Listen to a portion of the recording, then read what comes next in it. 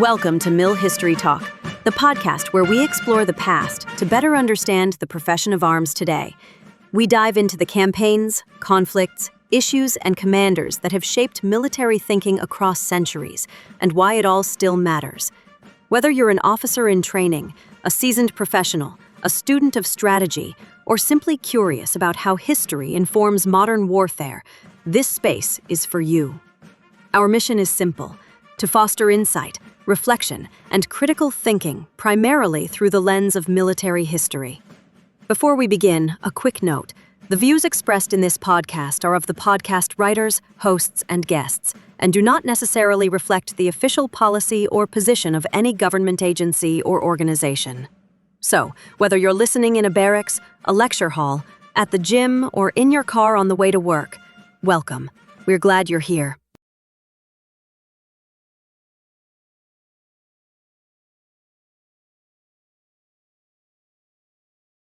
Hey everyone, I'm Hope, your smart, sassy, slightly nerdy tour guide through the battlefields of history. This is Mill History Talk, where we dig into the drama, the strategy, and the not-so-glorious screw-ups that shaped our world. We've talked about the Germans a lot over the last few weeks, but they aren't the only ones thinking hard about winning at war. Today, we're diving into one of the most fascinating and seriously underappreciated revolutions in military thinking, the Soviet concept of deep battle. That's "глубокий бой" in Russian, for those of you fluent in Cold War crossword puzzles. Translation: deep battle. Which, by the way, sounds like an action movie you'd find on VHS between Crimson Tide and Top Gun. But it's not just cinematic. It's one of the most important military doctrines of the 20th century. The Soviets basically reinvented how to fight large-scale war, long before NATO or the US Army even had words like operational art in their vocabulary. Exactly. Deep battle wasn't about fighting one big showdown. It was about layers. Battles stacked on battles, like a deadly Russian nesting doll. So grab your map of the Eastern Front, pour yourself some strong tea, or, let's be honest, vodka, and let's unpack how the Red Army turned chaos, ideology, and math into a theory that would change warfare forever. So we already know what World War I looked like: the trenches. Mud, machine guns, and the world's worst real estate market. The old idea of the decisive battle dies somewhere between Verdun and the Somme. And on the Eastern Front, Russia's Imperial Army learns that lesson the hard way. Continuous fronts, massive casualties, no decisive breakthrough. Which is tragic, but also, plot twist, it plants the seed for something new. Exactly. Future Soviet officers like Tukhachevsky and Triandafillov served in that war. They saw that firepower and mass made old tactics obsolete. You couldn't just charge and hope for the best. You had to coordinate across depth, not just the front line, but the reserves, the logistics, and the command network behind it. So instead of one big punch, you needed a combination, a sequence of strikes that shattered the enemy's whole system. Like, don't just hit their jaw, break their balance. That's the essence of what became operational art, an intermediate level of war that bridges tactics and strategy. Alexander Svechin, the Soviet theorist who formalized that idea in 1927, called it the link between the army and the economy. Which is so Soviet, right? The guy's literally tying military theory to Marxist economics. But it worked. Svechin saw war as an evolving system, a dialectic. Offense and defense weren't opposites, they were phases in a process. A very Marxist way to describe a tank battle, but effective. And from that stew of experience, ideology, and exhaustion came the question: how do you make war move again? How do you bring back mobility after the trench nightmare of 1914 to 1918? Their answer? Depth. Continuous operations. Echeloned attacks where one wave breaks through, another exploits, and a third rolls over the remains. Like a conveyor belt of destruction. Welcome to Soviet industrial warfare. Now, if World War I gave them the theory, the Russian Civil War gave them the practice. Yeah, that was their live fire lab. Huge distances, minimal resources, total improvisation.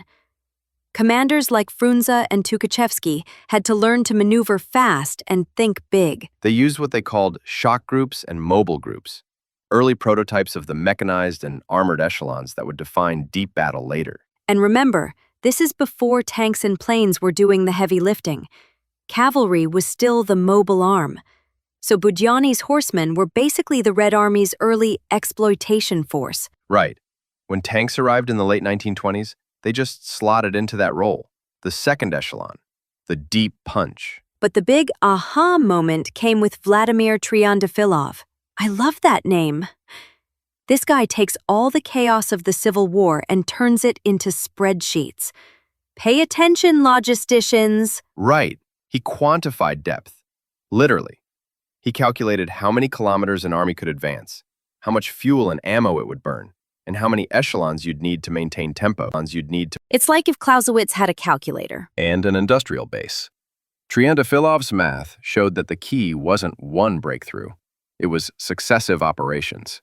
One follows another, relentlessly, until the enemy's entire system collapses. And Tukhachevsky, our Red Army rock star, takes those theories and institutionalizes them. He pushes for mechanization, for air-ground coordination, for the idea that wars will be decided by operations in depth. By 1936, under his leadership and Georgy Issersen's analytical refinement, the Soviets publish PU-36, the Provisional Field Regulations.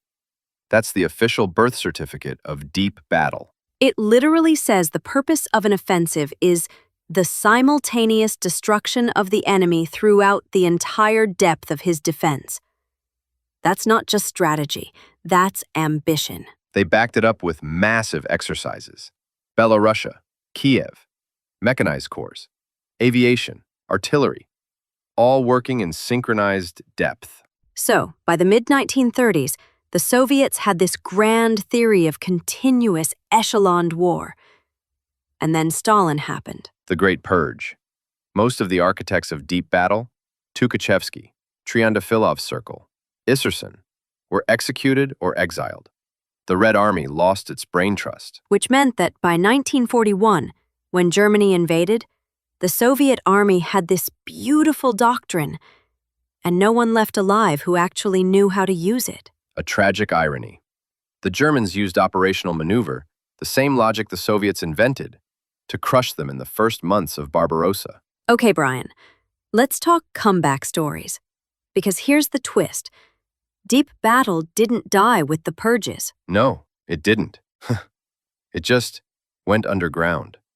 Like the world's most dangerous sleeper cell of ideas. Exactly. While Stalin was busy purging the officer corps, the doctrine itself kind of hibernated. The Red Army's younger generation, Zhukov, Rokossovsky, Vasilevsky, had all studied under that system. Right. They were the students of the 1930s academies, raised on Tukhachevsky and Triandafillov, even if they couldn't say those names out loud anymore without risking a firing squad. So when Germany invaded in 41 and everything fell apart, half the army gone, senior commanders executed, those mid-level officers had to improvise. And what did they reach for? The only thing that made sense. The deep battle playbook. Exactly. You can see the fingerprints of that doctrine by late 1942, especially at Stalingrad. Operation Uranus. Another name I love, by the way. Of course you do. Juvenile humor aside, Uranus is basically Deep Battle 101. Zhukov designs it as a massive double envelopment. Two fronts attacking simultaneously from north and south, cutting off the German Sixth Army. And crucially, Hope, it's not just about encirclement, it's about depth.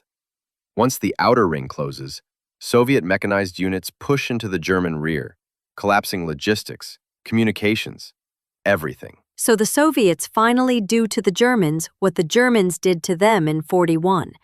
Only this time, it's on their terms. Exactly. They're running the system that Tukhachevsky imagined a decade earlier. Coordinated fronts, timed echelons, relentless momentum. And by 1944, they've taken it to perfection with Operation Bagration. That's the one where they annihilated Army Group Center. Probably the most complete operational victory of the entire war. Remind me, Brian, how deep was that advance again? About 600 kilometers in 6 weeks. That's the distance from DC to Chicago. And they did it while fighting. That's insane. 4 Soviet fronts moving like clockwork. Massive deception, simultaneous penetrations, air and ground working in harmony. It's deep battle come to life. Not just we won the fight, but we broke the system. So basically, deep battle goes from theory to apocalypse. That's one way to put it. Okay, but what happens after the war? You'd think nuclear weapons would make all this obsolete, right? Not quite. The Soviets adapted. The logic of depth still works. It just scales up. In the nuclear age, they design operational maneuver groups.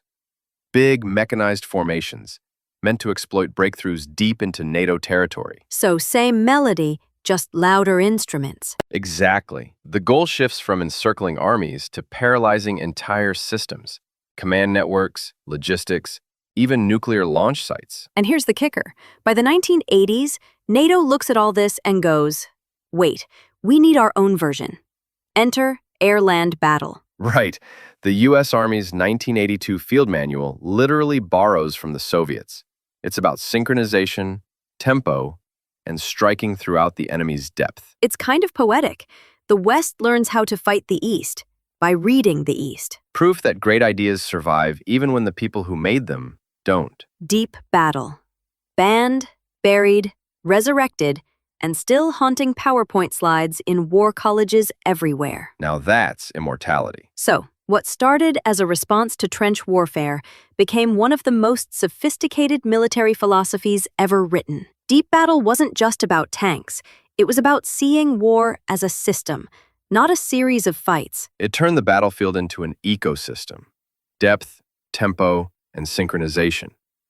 That's the DNA of modern operational warfare. And it's wild to think that this all came from a country barely a decade out of revolution.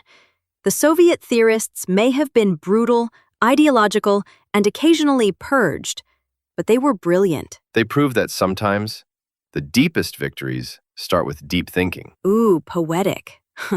Write that down, Zhukov.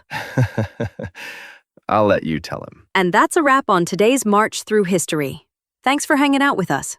I'm Hope, and this has been Mill History Talk. Remember, history doesn't repeat.